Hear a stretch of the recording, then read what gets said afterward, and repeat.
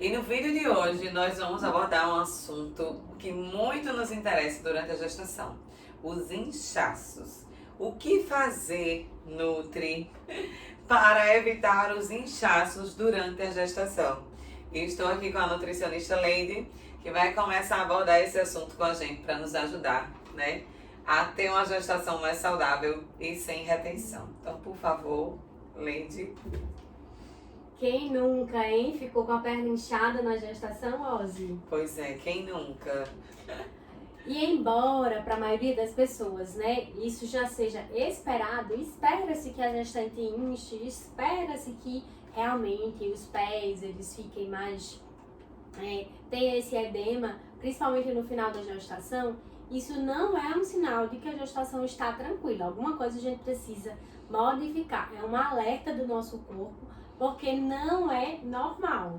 E a gente acha que é um padrão, né? É comum, mas porque é comum não significa que é normal, que é esperado. É um alerta que o nosso corpo, ele está com a dificuldade ali de bombear, talvez, né, o sangue, a circulação, e que talvez a sua alimentação ela esteja inadequada, tenha algum excesso de alimentos que podem estar causando, levando a esse inchaço. E a gente vai falar sobre eles.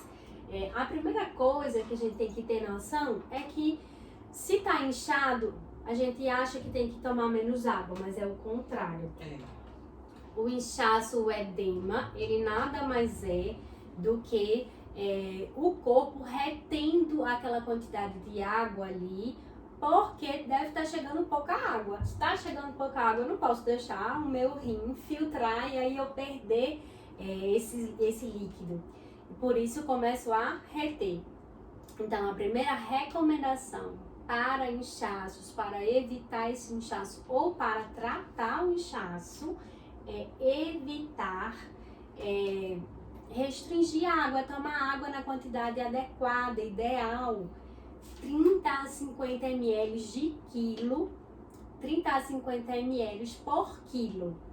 Então, se uma pessoa tem 50 quilos, ela tem que tomar no mínimo 1,5 litro de água. E ela pode tomar até 2,5 litros, né? De 30 a 50 ml de água por quilo de peso. Então, a gente precisa atentar para uma boa ingestão hídrica. Então, isso durante a gestação inteira.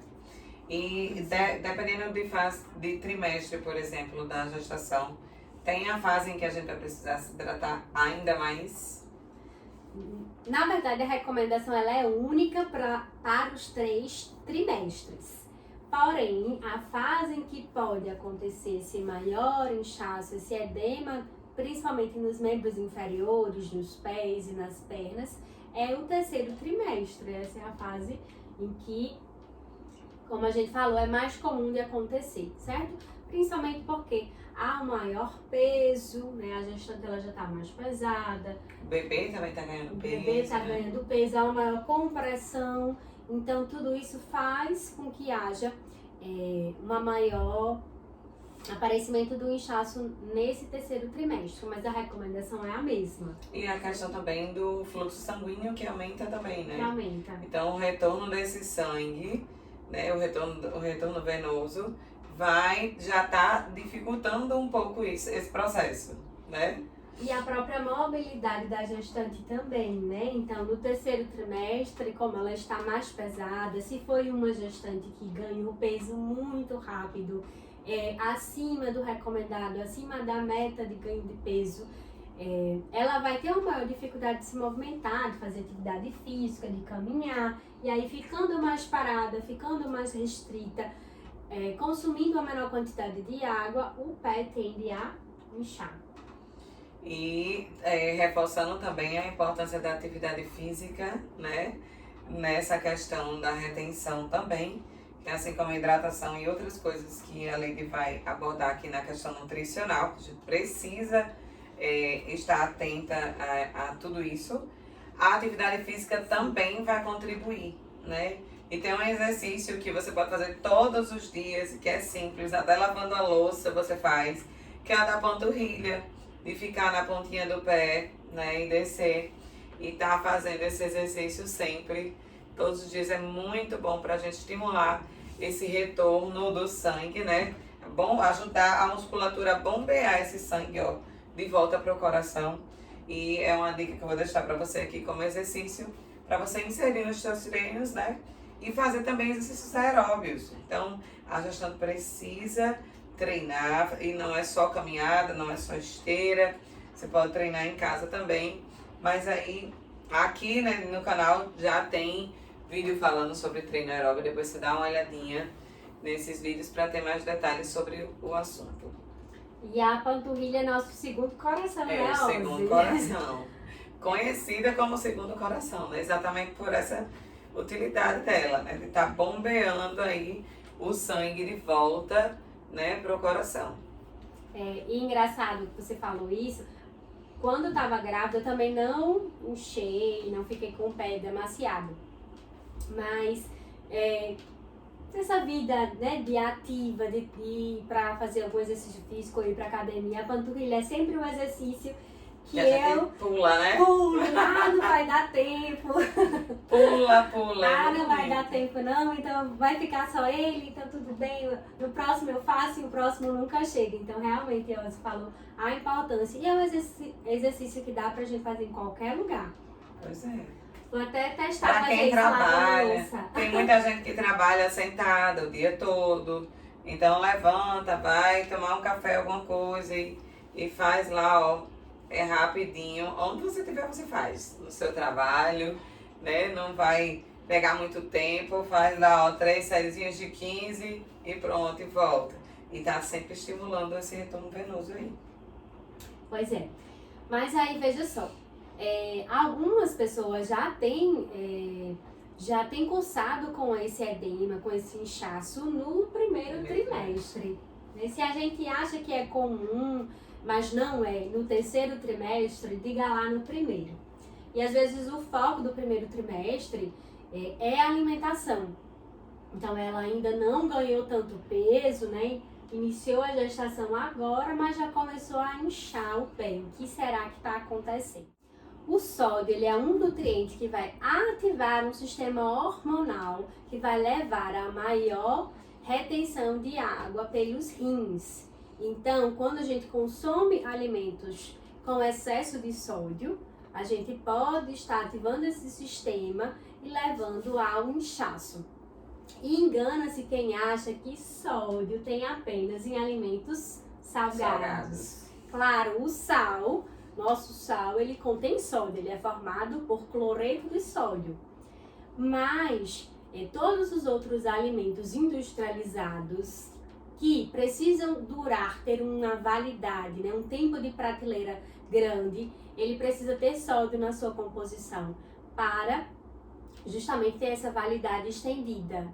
Então, alimentos doces, biscoitos recheados, sorvetes, refrigerantes, né, palatavelmente são doces. A gente nunca vai imaginar que tem sódio ali, mas tem para conservar, certo? Então, além desses alimentos doces, aqueles que a gente já tem noção de que são salgados, os embutidos, e aí entra toda aquela gama de mortadela, salsicha, linguiça, presunto, o peito de peru, que muita gente acha que peito de peru é leve, é saudável, né? Mas já tem um nomezinho, levíssimo. Levíssimo, a propaganda e a indústria ela engana, né, o consumidor de que são alimentos mais leves, mais saudáveis, mas na verdade tem grandes quantidades de sódio. E aí, esse excesso de sódio vai levar a esse inchaço. Tem uma pesquisa, que fala que o consumo de sal, né, de sódio pelo brasileiro é 15 vezes maior do que a recomendação. Meu Deus. Então as pessoas... E por que será que elas consomem tanto sódio? Será que é porque elas fazem uma comida muito salgada?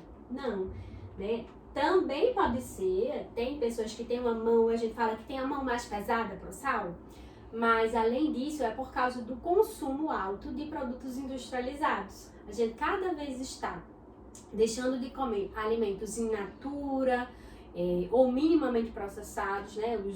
os vegetais, as frutas, as verduras e substituindo-os por alimentos industrializados, por alimentos que estão conservados. Então a gente não compra mais um milho, né, para comer, a não ser agora na época do São João, né, na nossa região aqui no Nordeste. Mas não sendo, você vai comprar um milho que é enlatado. E aí ele é enlatado geralmente em conservado em salmoura, certo? Em um líquido com sal. Isso vai fazer o quê? Com que aumente a quantidade de sódio que você está ingerindo na sua alimentação. Eu lembrei de duas coisas agora você falou desses alimentos. O miojo, né? O macarrão instantâneo que a gente... aquele pacotinho ali é só sódio. Só sódio. Né? Então muita gente tem o hábito mesmo de comer. Então é uma coisa que tem muito sódio. E os temperos. Isso. Tem, vou fazer uma sopa, vou botar um quinó daquele lá e tá, dá o gosto da comida. E ali é uma bomba de sódio, né? Então, isso. Temperos em casa, eu sempre faço a opção pelos naturais, né? Aqueles que a gente já compra os temperinhos desidratados. E hoje tá bem mais fácil, né? A gente antes encontrava só na feira, mas tem uma gôndola do supermercado que é só de temperos salsa desidratados. desidratados. Né? Tem vários temperinhos que dá pra... E fica saborosa a comida. Isso. Essa é uma estratégia que a gente usa para desmamar o sabor desses temperos industrializados. Então, como o Ozzy falou, o top 10 é o macarrão instantâneo. Porque aquele sachê de tempero que vem no macarrão instantâneo, ele tem a quantidade de sódio que a gente deveria comer no dia inteiro. Em geral, eles têm 2.000 miligramas de sódio só naquele pacotinho. É só naquele pacotinho. Então, se você comer um miojo, né, um macarrão instantâneo no dia, teoricamente você não pode comer mais nada, porque o dia todo já ultrapassou a quantidade de sódio. E além do macarrão instantâneo, os caldos, né, os temperos industrializados, caldo para... E aí tem hoje uma variedade. E tem aqueles de alho também, né? Tem os de alho que pastas de alho. Pasta de alho, que também tem muito. Que também tem sódio. E hoje tem pro meu arroz, pro meu feijão, pra minha sopa, pro meu tudo. Então, pra salada. Pra salada. Se Molhos meter. prontos de salada. Então hoje tem um tempero industrializado para cada alimento que você fizer na sua mesa. E aí se você usar cada um deles, né, ou pelo menos um que seja, certamente vai estar ultrapassando a quantidade necessária de sódio por dia. Então a gente recomenda o quê? Evite esses temperos industrializados e opte pelos temperos naturais. Pelo cebola e alho do dia a dia, pelas ervas desidratadas, então manjericão, alecrim, orégano, em geral, são temperos que dão sabor, dão aroma, né, perfumam a comida e e fazem com que aquela refeição, que às vezes até tem uma quantidade menor de sal, mas ela tenha sabor, ela não perca o sabor, porque eles temperam, eles agregam aroma e sabor à preparação. Outra coisa que eu vi uma vez, me assustei também, que quando você vai no McDonald's, por exemplo, da vida, e que pega uma promoção daquela, a quantidade de sódio que tem ali também é de 1.000 pra cima. Não, ali é muito maior, né? Porque vai ter o sódio no próprio hambúrguer, vai ter o sódio, que a promoção vai vir com refrigerante, né? Vai ter o sódio no refrigerante, vai ter o sódio na batatinha frita. Então é tudo uma bomba. É uma bomba.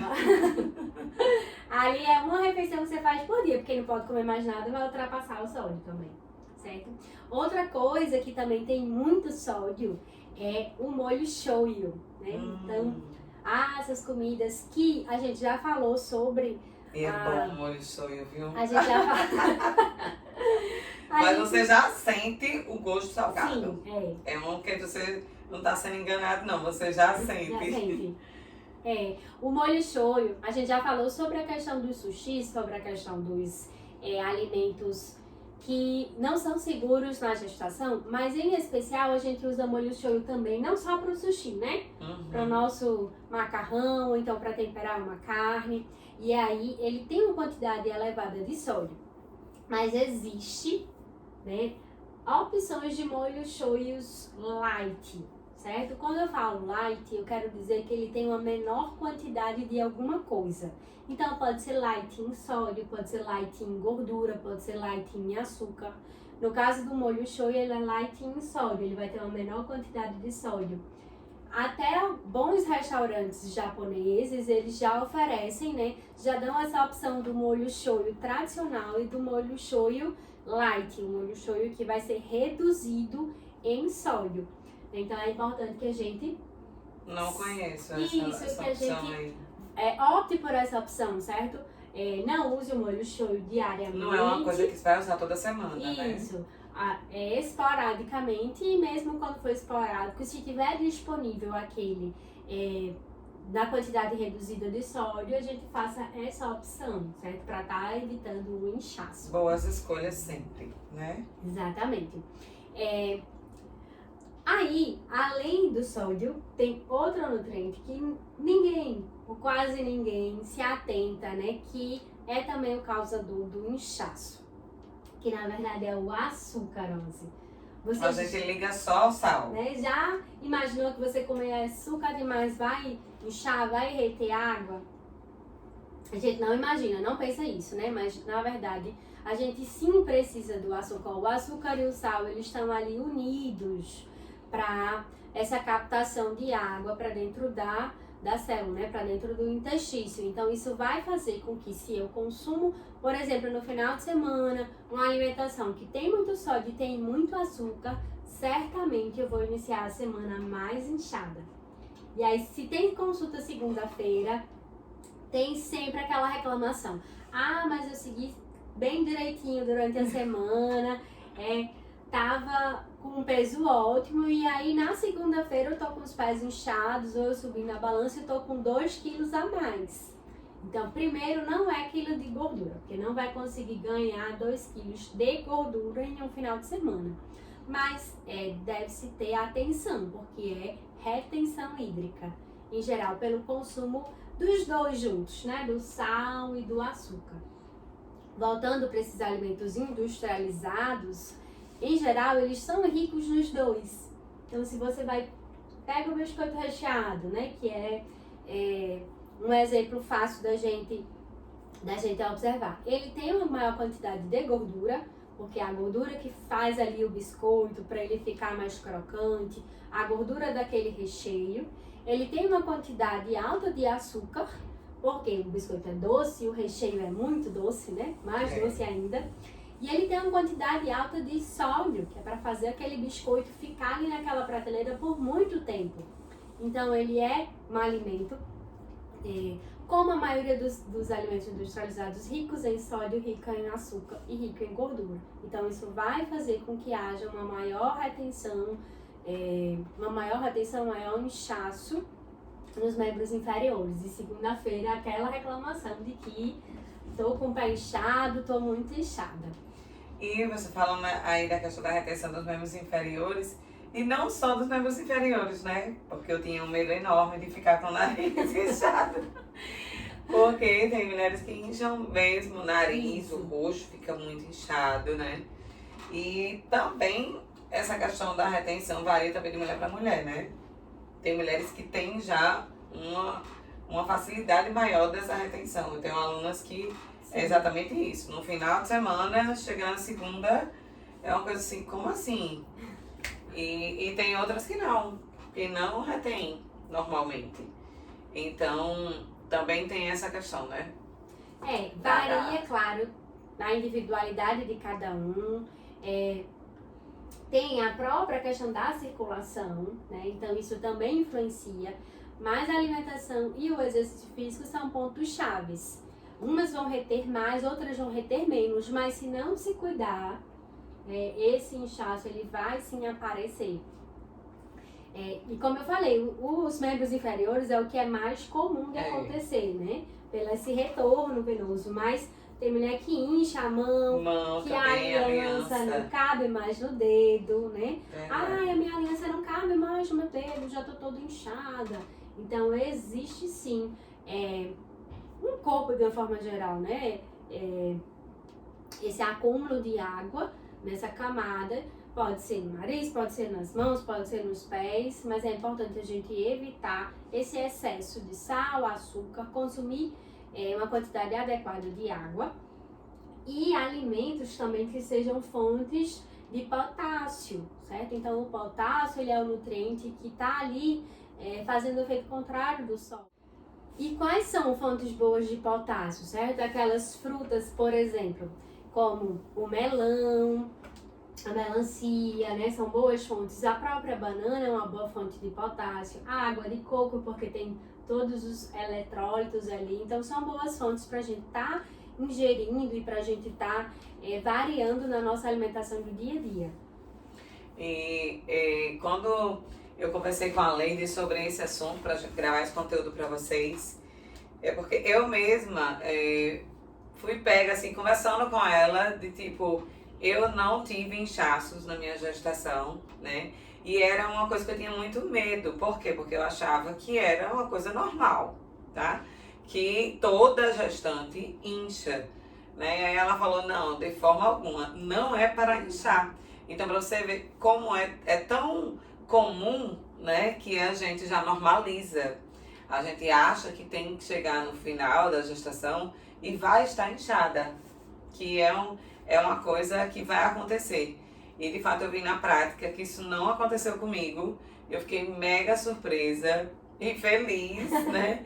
E isso é fruto de ter feito, né, a coisa certa. Então por isso que a gente resolveu gravar esse conteúdo para vocês, para que fique essa consciência de que não é normal, né, ter esses inchaços. Se está tendo, é porque alguma coisa aí não está sendo feita da forma correta, né? Então vamos nos alimentar bem, fazer todas essas dicas que ela deu, evitar sódio, açúcar, enfim, e se exercitar, tá? Então fica aí essa super dica para você. E também eu fiquei até assim, meu Deus, eu vou fazer o meu ensaio fotográfico de gestação com 7 meses. Eu fiz bem mais cedo, porque eu disse, eu não quero aparecer muito inchada nas fotos. Então, para você ver como até nisso vai refletindo, né? A gente vai pensando em tudo. E é uma construção, né? Na verdade, o inchaço que vem no terceiro trimestre, ele vem ali de uma gestação que não foi pensado, ou talvez não foi...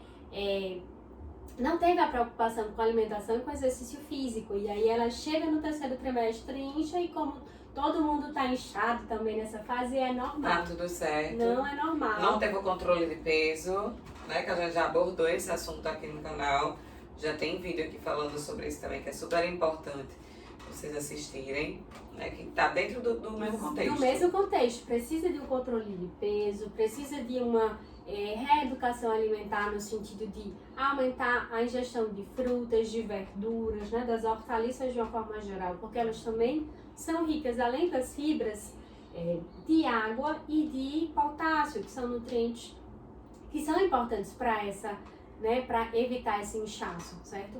E outro alerta, fiz tudo isso, tô tomando bastante água, tô fazendo exercício, consegui controlar o meu peso, estou ganhando dentro do meu limite, mas ainda estou inchada, comecei a inchar. Então é um alerta para doenças hipertensivas na gestação, certo? Então pode ser um alerta de DHG ou pré-eclâmpsia. Então é importante, a qualquer sinal, você investigar mais profundamente e não achar que é normal. É um alerta do corpo de que algo não está de forma adequada, acontecendo de forma adequada. Exatamente. E a importância de você estar fazendo o seu acompanhamento, né, no pré-natal durante a gestação inteira, e estar atenta aos sinais do corpo. A gente sente e a gente conhece nosso corpo, né, e durante a gestação a gente percebe muita mudança, né, e a informação, quanto mais você busca informação, mais segura você fica e alerta a esses sinais, né? Isso aí é super importante que ela acabou de falar, porque a pré-eclâmpsia, né, hipertensão na gestação é um assunto assim, uma coisa grave, né? É um risco para você e para o seu bebê. que você estar atenta, né, a uma informação dessa vai fazer você estar alerta e evitar, né, riscos para a sua gestação, tanto para você quanto para o bebê. Então estejam atentas aos sinais do seu corpo também e se informem. A gente está aqui exatamente disponibilizando, né, informação para você, porque a gestante precisa ser informada. Outra estratégia que a gente pode usar também, Ozzy, para quem não gosta de beber água, né? Eu acho esquisito quando alguém me diz assim, eu não gosto do gosto da água. Gosto da água, mas tem, e muita gente, né? Mas, gente, a água não tem gosto, né? É por isso que ela é água, porque ela é insípida, inodora, então ela não tem sabor. Mas para quem não gosta, né, do sabor da água, a gente pode saborizar, né? Pode acrescentar, por exemplo, uma fatia de limão, de laranja, pode colocar hortelã, cravo, maçã, certo? Pode saborizar essa água para que ela fique mais apetitosa, né? E essa seja uma forma da pessoa ingerir com a maior regularidade. Pra dar um pouquinho do sabor à água que ela não tá achando, né? Se ela tá reclamando de sabor, então vamos saborizar. Isso, o sabor, o cheiro, né? Aromatizar. Pode ser que dessa forma faça com que ela tenha uma maior aceitação. E a questão do consumo de líquido, né? De água, é água mesmo, né? Então, porque o suco não vai contar, o refrigerante que ela toma não vai contar na conta da ingestão líquida diária, viu, gente? Então, fala aí, Nutri. Exatamente. Então, mas eu tomo bastante líquido. E água? Quanto você toma? Né? Você sabe quantos copos de água você toma por dia? Quantas garrafinhas você enche ao longo do dia? A maioria das pessoas me responde que não. Não sei. Eu acho que, perdi as contas. Então, mas eu tomo suco, mas eu tomo outros líquidos. Mas aí não conta, gente. O nosso corpo ele vai precisar de água, certo? Nessa forma. O suco, ele vai ter uma osmolaridade diferente. O refrigerante aí nem se fala. Além de ter uma osmolaridade diferente, ele tem muito açúcar, muito sódio e vai causar retenção hídrica. Então, é necessário que essa continha dos 30 a 50 ml de líquido seja, na verdade, de água, tá? Então, use aplicativos, hoje tem os garrafinhas também de água, né? Deixar sempre na garrafinha ali do lado. Sempre à disposição. Eu uso essa estratégia de ter sempre a minha garrafinha para estar ali lembrando que você tem que beber água. Às vezes a gente tem até preguiça, por exemplo, trabalho, eu tô aqui sentada, trabalhando, não quero parar para ir lá beber água. Então a garrafinha já resolve isso aí e você vai tendo aquela meta, né? Exatamente. A garrafinha é um ótimo auxílio. Então eu sempre digo, você precisa da sua garrafinha, você precisa ter, né, seja de 500 ml. Eu tenho uma garrafinha no trabalho que é 1,5 litro. Já tá aí na meta. A minha meta é tomar pelo menos até às 2 horas da tarde aquela garrafinha completa. E aí o resto, aquela garrafinha entre aspas, né? E aí o restante do dia eu vou tomando o que falta para atingir aquela meta. Mas coloque-se com a ingestão de água como prioridade. Ela é tratamento. A gente não, né, usa vários medicamentos e não toma, ou então aqueles que são injetáveis e tem que tomar. Então, água tem que ser visto como isso, como tratamento. Tá inchado ou tá com alguma outra comorbidade, alguma outra complicação que, por exemplo, a infecção urinária, que a gente pode abordar num outro momento, mas que também precisa de um maior consumo de água, então coloque como tratamento. Horários regulares, alarmes no celular, aplicativo, e deixa a garrafinha ali perto, saborizada, gelada, enfim, da forma que você consiga tomar, mesmo sem sentir sede, porque você sabia que a sede já é o primeiro sinal de desidratação do nosso corpo. Então, se eu deixo para tomar água apenas como eu já comecei a ficar desidratada, certamente eu não vou cumprir a meta de água ao longo do dia, né? Eu tenho que tomar sem sede, eu tenho que deixá-la pertinho e tendo esse hábito de tomar com frequência, também tomar uma grande quantidade na mesma hora, também não vai ajudar, certo? Quando eu Lembrei agora, vou tomar um litro. Vou tomar 1 litro de uma vez só. Então não vai ajudar, porque aí você vai, com certeza, urinar aquilo ali e já era, certo? É importante que você tome de forma graduada, né? De forma espaçada ao longo de todo o dia. Eu lembrei agora, você falou da questão da urina, que na gestação, eu já ouvi também mulheres falando que não tomam muito porque já vai muito ao banheiro, né? Então a gente já tem essa, mas se eu tomar mais água eu vou mais ainda ao banheiro. Mas aí, infelizmente, a gente tem que fazer mesmo. Mas é melhor você É melhor estar hidratada e mais do que não estar hidratada e só eliminando. Porque se você já vai muito no banheiro, imagine se você toma pouca água e aí a sua urina cada vez mais fica concentrada, né?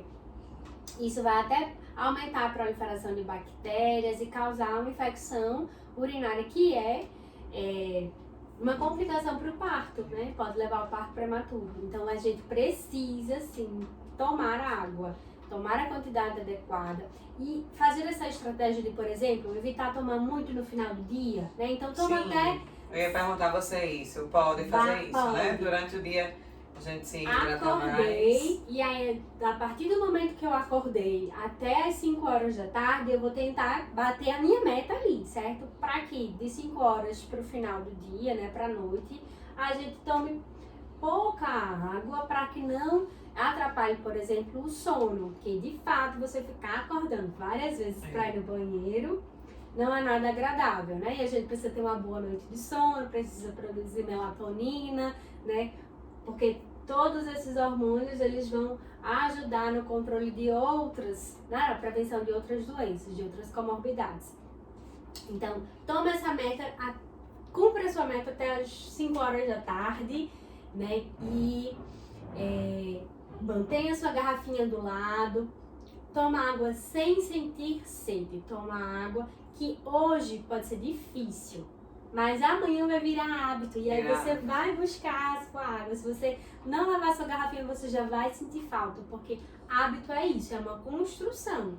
Hoje é mais difícil, amanhã você faz como se fosse automático. É verdade. E sente mesmo a falta. Você sai de casa, tá faltando alguma coisa. Então eu espero que vocês tenham gostado desse vídeo. Compartilha com mais gestantes, né, que precisam dessa informação, com todas as que você conhece. Curta esse vídeo, se inscreve no canal, deixa teu comentário, qualquer dúvida que você tenha, que estamos aqui prontos para te responder. E o Instagram da Lady tá aqui abaixo na descrição do vídeo também, tá? Então vai lá seguir o perfil dela, que tem muito conteúdo nutricional para você. Então é isso, Lady. Obrigada. É isso. Mais uma vez. E até o próximo vídeo, gente. E aí todo mundo vai acabar de assistir esse vídeo e vai pegar um copo de água para beber. A meta. Sua meta agora é tomar um copo d'água. Então corre e vai lá.